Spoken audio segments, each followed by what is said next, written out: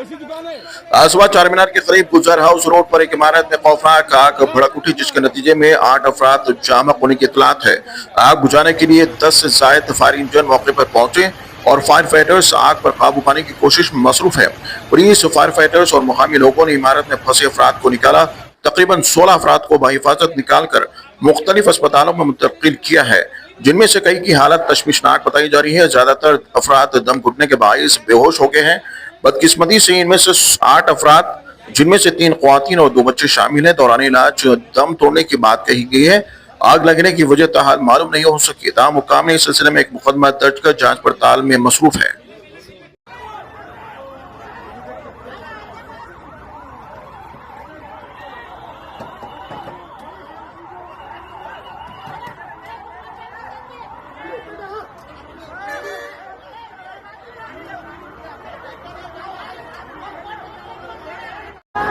डालो।